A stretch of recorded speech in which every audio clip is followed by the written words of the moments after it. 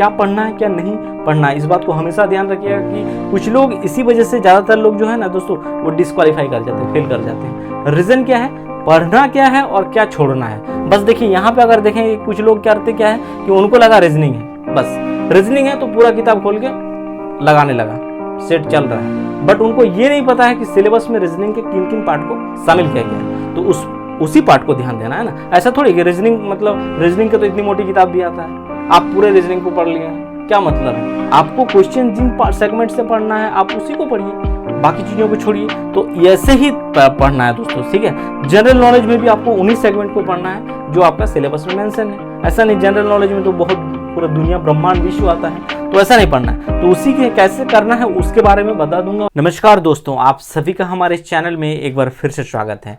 दोस्तों आज के इस वीडियो में हम बात करने वाले हैं कि कोस्ट गार्ड में जीडी और डीवी का जो वैकेंसी है, जीडी और डीवी कहने का मतलब है दोस्तों ग्राउंड ड्यूटी और डोमेस्टिक ब्रांच में जो वैकेंसियां है उसी के बारे में कोस्ट गार्ड में वैकेंसीज है। यानी अगर देखा जाए तो सेंट्रल गवर्नमेंट का जॉब है, इसमें टोटल नंबर ऑफ वैकेंसी, साथ ही आपका शैक्षणिक योग्यता, एज क्या होगा, सभी चीज़ों के बारे में जानकारी देंगे। और साथ ही स्टेज ऑफ एग्जाम, यानी आपका एग्जाम किस प्रकार से होगा, क्या क्या है, सभी चीज़ों के बारे में जानकारी देंगे दोस्तों।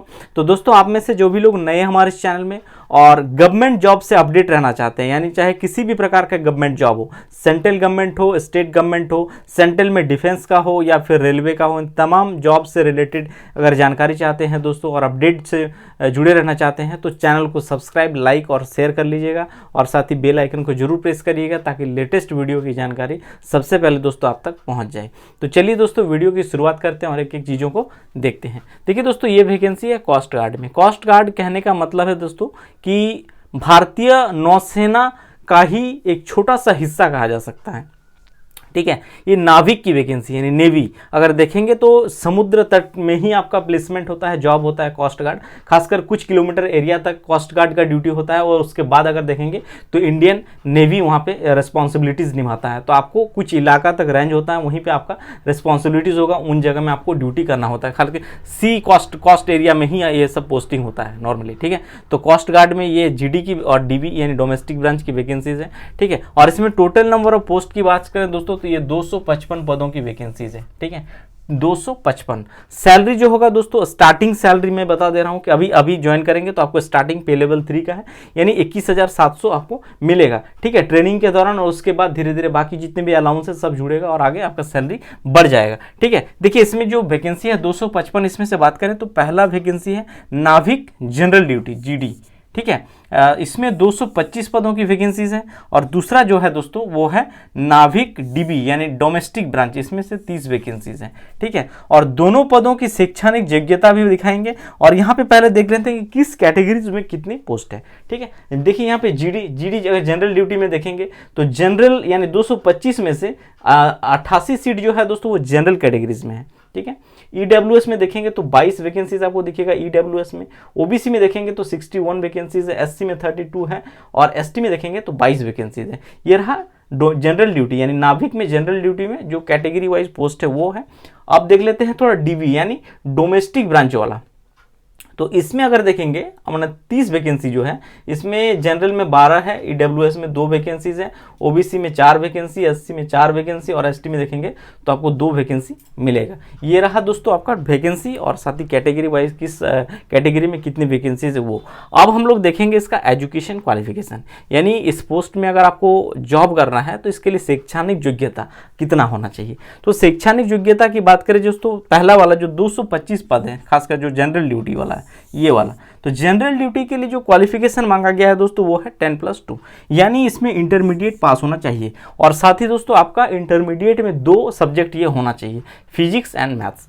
यानी एक तरह से कहा जा सकता है ये साइंस स्ट्रीम वालों के लिए वैकेंसी है जो है आपका जनरल नाविक में जनरल ड्यूटी वाला, ठीक है। 10+2 फिजिक्स मैथ्स आपका होना चाहिए, साइंस। और दूसरा जो है दोस्तों वो है डीवी यानी डोमेस्टिक ब्रांच में बात करें तो डीवी में 30 वैकेंसी है और इसमें 10th पास, ठीक है। इसके लिए जो योग्यता मांगा गया यानी मेट्रिकुलेशन पास है आप किसी भी रिकॉग्नाइज बोर्ड से, तो आप इसमें आवेदन कर सकते हैं। और ऊपर वाला 10+2 साइंस अगर है किसी भी रिकॉग्नाइज बोर्ड से, चाहे वो सेंट्रल गवर्नमेंट या CBSE हो या फिर स्टेट गवर्नमेंट से ही किए हो, तो भी आप इसमें आवेदन कर सकते हैं। एज लिमिट की बात करें दोस्तों, तो एज लिमिट में हमेशा ध्यान रखिएगा एक चीज़, यहाँ पे 2/2023 लिखा हुआ है, ये है आपका बेसिक यानी आधार डेट, ठीक है। और यहीं से वो काउंट करेगा आपका उम्र को, यानी इस उम्र तक 2/2023 तक आपका न्यूनतम जो है वो 18 वर्ष हो जाना चाहिए।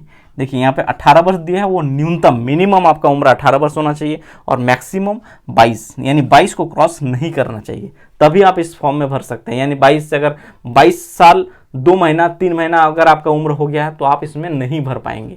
ये एकदम यूथ और यंग लोगों के लिए ही है दोस्तों, ठीक है। खैर अभी देखेंगे तो हमारे यहाँ पे इंडिया में 30-35 तक लोगों को यंग माना जाता है, बट ये चूंकि देखा जाए डिफेंस जॉब है, इसीलिए इसमें मैक्सिमम एज जो रखा गया वो 22 ही रखा गया है। एग्जाम फी की बात करें तो एग्जाम फी में देखेंगे तो देखिए यहाँ पे कैटेगरी वाइज एग्जाम फी है। जनरल, OBC और EWS में देखेंगे तो 300 रुपया रखा गया है दोस्तों आपका परीक्षा शुल्क, और SC ST के लिए कोई परीक्षा शुल्क नहीं लगेगा, शून्य है, ठीक है। अब बात करेंगे इसका ऑनलाइन आवेदन कब से शुरुआत होगा। दोस्तों ऑनलाइन एप्लीकेशन देखेंगे तो आपको सिर्फ और सिर्फ 10 ही दिन का समय मिलेगा। 6 फरवरी 2023 से इसका ऑनलाइन आवेदन आप लोग भरेंगे और चलेगा 16 फरवरी तक, ठीक है। यानी देखा जाए तो 10 डेज, ठीक है। 6 से 16 तारीख तक आपको फॉर्म भर लेना है, ठीक है। और एग्ज़ाम डेट जो है दोस्तों टेंटेटिव डेट है, ये भी अनाउंस कर दिया गया है, यानी देख सकते हैं 1, 2 और 3, ठीक है। देखते हैं पहला जो स्टेज, देखिए चूंकि इसमें 3 स्टेज में एग्जाम होगा, अभी तीनों स्टेज बताएंगे कि पहले क्या होगा। पहले रिटन होगा, फिर आपका फिजिकल होगा, फिजिकल में क्या रहेगा सभी चीज़ों बताएंगे, और जो तीसरा है वो मेडिकल और डॉक्यूमेंटेशन जो होता है। तो पहला जो होगा दोस्तों रिटन एग्जाम, देख सकते हैं इसका डेट है मार्च 2023 में आपका एग्जाम लिया जाएगा। सेकंड स्टेज आपका फिजिकल जो लिया जाएगा वो है मई 2023 को, और सितंबर में मेडिकल और डॉक्यूमेंटेशन होगा दोस्तों सितंबर 2023 में। यानी दोस्तों इस फॉर्म को अगर आप भरते हैं तो आपको 3 स्टेज से गुजरना पड़ेगा।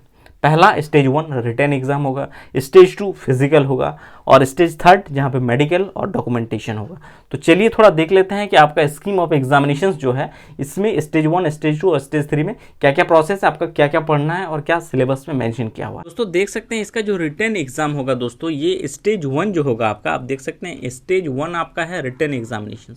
यानी यहाँ पर दोस्तों आपको MCQ टाइप के कुछ क्वेश्चंस पूछे जाएंगे बेसिकली, ठीक है। तो यहाँ पे जो स्टेज 1 रिटन एग्जाम होगा उसके बारे में बताएंगे। देखिए रिटन 1 स्टेज 1 में बात करें दोस्तों, तो आप देख सकते हैं यहाँ पे जो नंबर 3rd पॉइंट दिया है कि the candidate has to take following test depending on post applied.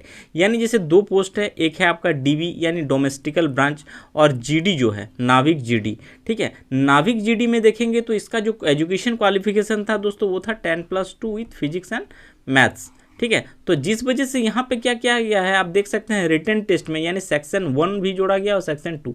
Section 2 कहने का मतलब है आपको फिजिक्स और मैथ्स से कुछ क्वेश्चंस पूछे जाएंगे, इसीलिए यानी यहाँ पे देखेंगे तो आपको सेक्शन 1 के भी सब्जेक्ट रहेंगे और सेक्शन 2 में आपका फिजिक्स और मैथ आपको अलग से रहेगा। पास मार्किंग की बात करें तो दिया हुआ है दोस्तों कि पास मार्किंग जो रहेगा आप देख सकते हैं, यानी DB में भरे अगर डोमेस्टिक ब्रांच में तो 30 रहेगा, जनरल EWS OBC के लिए, और वहीं पे 27 मार्क्स रहेगा पासिंग मार्क्स SC ST के लिए। और नाविक GD में देखेंगे तो देखिए 30 और 20 रहेगा आपका उधर से, यानी फिजिक्स और मैथ्स मिला के, यानी टोटल अगर देखा जाए पास मार्किंग जो रहेगा 50, वो भी जनरल कैटेगरी EWS और OBC कैटेगरी के लिए। और वहीं पे SC ST से हैं तो 27 रह गया आपका इधर से जो नाविक DB वाला है, और बाकी 17 रहेगा आपका फिजिक्स मैथ वाला जोड़ के, यानी SC ST में यहाँ पे 44 नंबर लाएंगे पास मार्किंग के लिए, ठीक है। देख सकते हैं कि passing in section 1 and 2 separately is compulsory. दोनों सेक्शन में दोस्तों आपको अलग अलग क्वालिफाई करना होगा, ऐसा नहीं कि किसी दोनों में मिला के अगर आप 50 नंबर ले आते हैं तो आप क्वालिफाई नहीं करेंगे। यानी आपको सेक्शन 2 जो है यानी मैथ और फिजिक्स जो रहेगा उसमें भी आपको 20 नंबर लाना होगा, ठीक है। और जो आपका क्वेश्चंस रहेगा दोस्तों वो देख सकते हैं सेक्शन 1 जो रहेगा मैक्सिमम रहेगा 60 नंबर का, टाइम मिलेगा 45 minutes, total number of question 60, यानी हर एक क्वेश्चन में आपको जो मार्क्स मिलेंगे वो 1 नंबर मिलेगा, जिसमें से मैथ से 20 क्वेश्चंस रहेगा, साइंस से भी 10 क्वेश्चंस रहेगा, इंग्लिश से 15 क्वेश्चंस, और रीजनिंग से 10 क्वेश्चंस, और जीके से 5 क्वेश्चंस रहेगा। यहाँ पे जो मैथ रहेगा दोस्तों ये आपका जनरल कंपटीशन वाला मैथ, यानी जो आपका 10th तक पढ़ते होंगे बस वो एडवांस मैथ से ही क्वेश्चंस पूछा जाएगा। और सेक्शन 2 में अगर आप आएंगे जहाँ पे देख सकते हैं मैक्सिमम जो मार्क्स रखा गया है वो 50 रखा गया है, टाइम आपको 30 मिनट का मिलेगा, टोटल नंबर ऑफ क्वेश्चंस 50, और 50 जो क्वेश्चंस पूछा जाएगा यहाँ पे देख सकते हैं, मैथ से 25 क्वेश्चंस रहेगा और फिजिक्स से 25 क्वेश्चंस। और ये जो क्वेश्चंस रहेगा दोस्तों, ये रहेगा आपका 10+2 लेवल के क्वेश्चंस, यानी आप इंटीग्रेशन कैलकुलस वगैरह जो भी पढ़े हैं वहाँ से क्वेश्चंस पूछा जाएगा ये वाला। और यहाँ पे भी पासिंग मार्किंग दोस्तों आप सेम कर दिया गया, यानी वहाँ पे जो आपको नंबर 3rd पॉइंट में डिस्कस करिए वही चीज़ यहाँ पे भी है। और सिलेबस देख सकते हैं यहाँ पे सिलेबस मेंशन कर दिया गया, क्लास 10th के सिलेबस से सारा क्वेश्चन पूछा जाएगा, math, science, English, reasoning, GK 10th basis रहेगा। और यहाँ पे जो मैथ फिजिक्स रहेगा वो देख सकते हैं 10+2 लेवल के आपसे क्वेश्चन पूछा जाएगा। ये रहा दोस्तों स्टेज 1।